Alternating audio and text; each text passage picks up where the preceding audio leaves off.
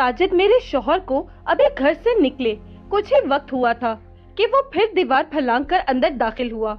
मैं पहले तो घबरा गई, मगर फिर उसका बाजू पकड़कर उसे कमरे में ले गई और जल्दी से बाहर आकर छोटे से सेहन के दरमियान खड़े होकर हालात का जायजा लिया और हर तरफ से तसल्ली करके सुकून का सांस लिया। और मैं भी उसके पास कमरे में चली गई। कुछ दिनों से यही मामूल था।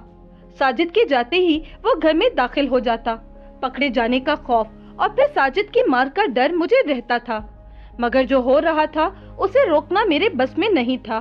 साजिद अब्बा के दूर के रिश्तेदार का बेटा था, जो कि मुझे देखते ही मेरा दीवाना हो गया था।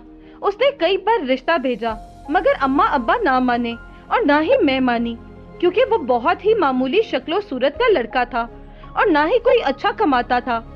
कई बार की रिजेक्शन के बाद सबने सोचा कि वो पीछे हट जाएगा, मगर उसका जुनून पागलपन की हद तक बढ़ गया। वो अक्सर मेरा पीछा करता और मेरी हर बात की खबर रखता। उसने मुझे परेशान करना शुरू कर दिया, जिससे तंग आकर मैंने अम्मा अब्बा को बता दिया और उन्होंने साजिद के घर वालों को कई बातें सुनाई। उधर साजिद के घर वालों ने जब उसे जलील करके सजा के तौर पर घर से निकाला ताकि उसका दिमाग ठिकाने पर आ जाए, मगर ये सब की खुशफहमी ही थी। एक दिन जब मैं अपनी बहन के साथ बाजार गई, हमें काफी देर हो गई, अंधेरा छा रहा था। हम जल्दी में घर की तरफ लौटने लगी। अभी बाजार से निकले ही थे कि मेरी बहन का कुछ सामान दुकान पर छूट गया। याद आने पर वो उसे लेने भागी। मैं वहीं गली के किनारे खड़ी उसका इंतजार करने लगी। गली बिल्कुल सुनसान थी। सर्दियों के दिन थे। लोग अमूमन मगरिब के वक्त घरों में ही रहते थे। मेरी बहन को गए काफी टाइम हो गया। मुझे तशवीश हुई। मैं जैसे ही उसे देखने के लिए पलटी, मगर तभी किसी ने मेरे सर पर कोई चीज डाली, जिससे मेरा मुंह और सर कवर हो गया। मैंने काफी सर इधर उधर मारा, मगर मैं खुद को ना आजाद करवा पाई और ना ही समझ पाई कि क्या हो रहा है। अगले ही लम्हे सर पर कोई चीज लगने से मैं अपने हवास खो बैठी। उसके बाद मेरे घर वालों पर क्या बीती, मेरे साथ क्या हुआ, मुझे कुछ याद नहीं। जब आंख खुली तो खुद को एक कमरे में मौजूद पाया। तभी अंदर साजिद दाखिल हुआ, जिसे देखते ही मेरे औसान खता हो गए। सेकंड में ही मुझे अंदाजा हो गया था कि मेरे साथ क्या हुआ है। साजिद जुनूनी आशिकों की तरह मेरे करीब आकर बैठ गया और मुझे देखने लगा। उसके इस तरह देखने से मुझे घिन आ रही थी, मगर वो बिना पलके झपकाए मुझे देखता जा रहा था, जैसे नींद में हो। थोड़ी ही देर बाद वो उठकर बाहर चला गया। मैं अल्लाह से दुआ करती रही कि मुझे इस मुसीबत से निकाल दे, मगर अभी तो मुसीबतों का आगाज हुआ था मेरे लिए। वो इंसान मुझे अगवा करके ले आया था और अब निकाह का ख्वाहिशमंद था। जबरदस्ती ही उसने 2-3 लोगों की मौजूदगी में निकाह कर लिया और ना चाहते हुए भी मैं उसकी बीवी बन चुकी थी। मैं हाथ जोड़कर उसे घर वापस छोड़ने का कहती रही, मगर वो ना माना। ऊपर से ढिठाई ये कि मेरे घर वालों को पैगाम भी भिजवा दिया कि मुझसे निकाह कर चुका है। मैं घर वालों की हालत का अंदाजा लगा सकती थी, मगर उस इंसान को न जाने क्या चाहिए था। वो जितनी अजियत मुझे और मेरे घर वालों को दे सकता था वो देता रहा। 3 दिन मैं उसके साथ एक ही छत के नीचे उसकी बीवी बनकर रही।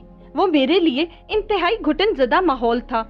ये 3 दिन उसने किसी से राब्ता न किया, हर वक्त मेरे पास रहा और अपने उन घिसे पिटे डायलॉग्स और मोहब्बत के दावों से माइल करने की कोशिश करता रहा। 3 दिन के बाद उसने घर वालों से राब्ता किया। हमारे जैसे मिडिल क्लास फैमिली के लोगों के पास सिर्फ इज्जत ही होती है, और अम्मा अब्बा ने भी सोचा कि जो होना था हो चुका है, चलो अब दुनिया वालों की नजर में रुखसत कर देते हैं। इस तरह दोनों खानदानों ने मिलकर तय किया कि साजिद मुझे वापस घर छोड़ेगा और फिर प्रॉपर शादी होगी। इस तरह 3 दिन उस इंसान के साथ रहकर मैं घर वापस आ गई। मैंने अम्मा को बहुत बोला कि मैं उसके साथ नहीं रहना चाहती, मगर वो लोग भी इस मुआशरे के सामने शर्मिंदगी से बचना चाहते थे और इज्जत रखने के लिए मेरी कुर्बानी दे दी गई। हमारी मेहंदी हुई और फिर रुखसती हो गई। मैं कुछ अरसा अपने ससुराल रही, मगर वहाँ मेरी सास का रवैया भी मुझसे अच्छा न था। वो यही कहती कि मैंने उनके बेटे पर जादू करवा के अपने पीछे लगवाया है, मगर ये तो सिर्फ मैं जानती थी कि मैं उसको देखना भी पसंद नहीं करती। मेरी सास और देवरों ने मेरा वहाँ रहना महाल कर दिया था। साजिद खुद तो सुबह सुबह चला जाता और शाम को वापस आता। मेरी सास मुझसे सारे काम करवाती और मेरे देवर साजिद की गैर मौजूदगी का फायदा उठाकर मुझे तंग करते और बार बार मुझे टच करने की कोशिश करते। कई बार मैंने उनको सख्ती दिखाई, मगर मेरी सास की शय ने उनकी हिम्मत मजीद बढ़ा दी। मैं वहाँ खुद को बहुत इनसिक्योर फील करने लगी थी। जब ये बात अम्मा को बताई तो उन्होंने अपनी बेबसी का इजहार किया। मैं हर तरफ से मायूस हो चुकी थी। शुरू में तो साजिद ने बहुत मोहब्बत लुटाई, मेरी खातिर तवाज़ो में लगा रहता, मगर जैसे जैसे वक्त गुजरता गया उसके रवैये में भी बदलाव आना शुरू हो गया। वो जो एक तरफा मोहब्बत के दावे करता था, अपनी माँ और भाइयों के कहने पर मेरी किरदार कशी करने लगा।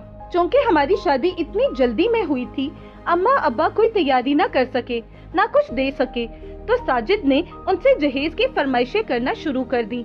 अब्बा को मेरे बारे में डरा धमका कर उनसे 3 लाख रुपए ले लिए, जिससे घर का सामान ले आए और कुछ अपने कारोबार में लगा दिया।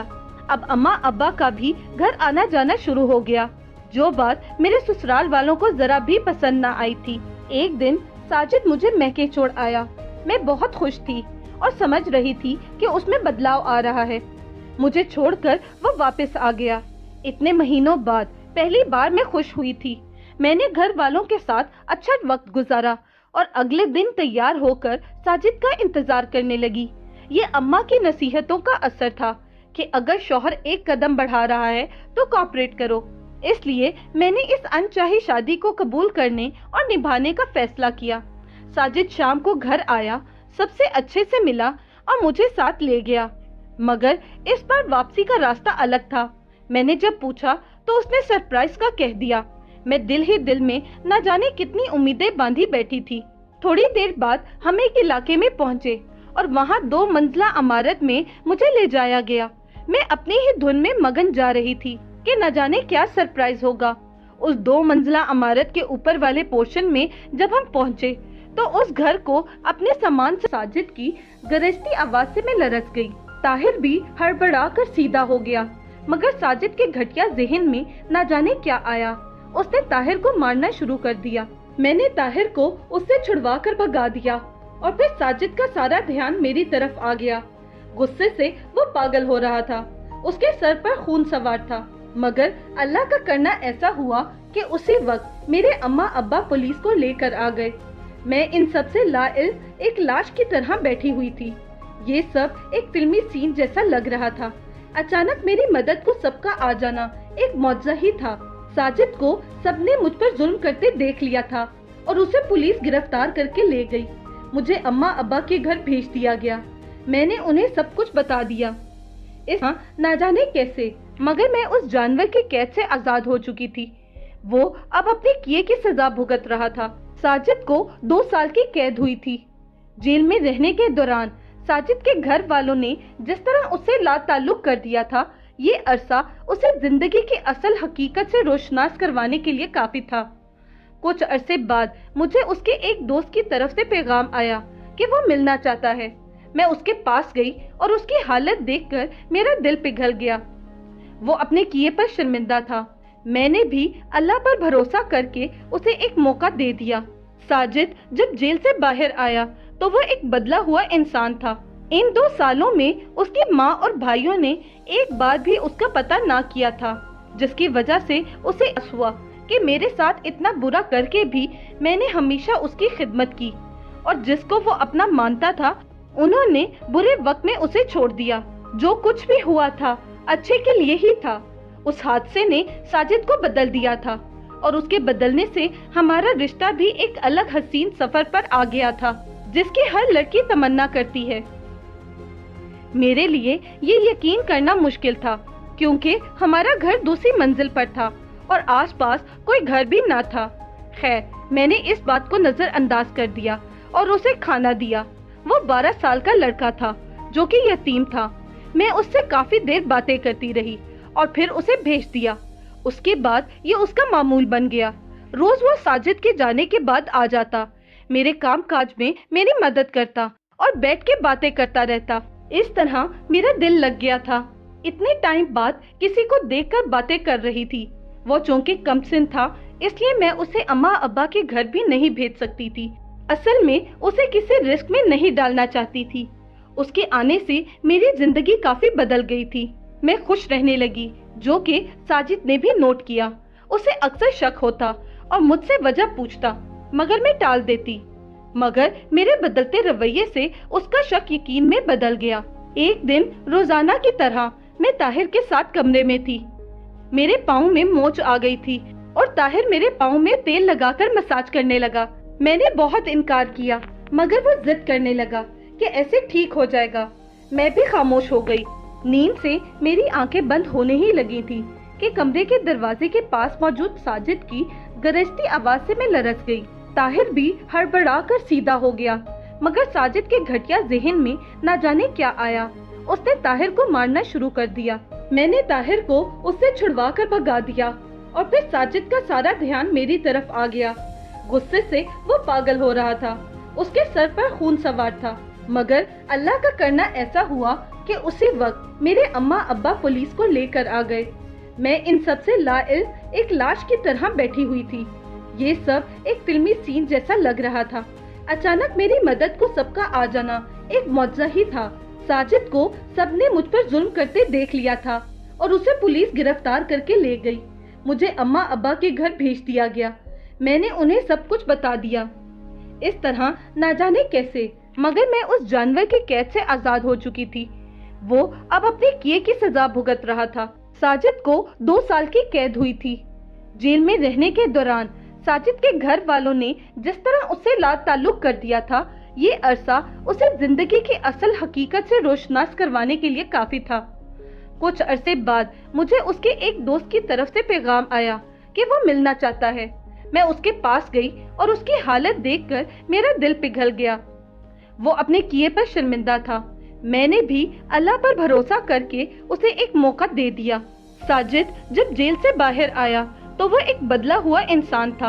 इन 2 सालों में उसकी माँ और भाइयों ने एक बार भी उसका पता ना किया था, जिसकी वजह से उसे एहसास हुआ कि मेरे साथ इतना बुरा करके भी मैंने हमेशा उसकी खिदमत की, और जिसको वो अपना मानता था उन्होंने बुरे वक्त में उसे छोड़ दिया।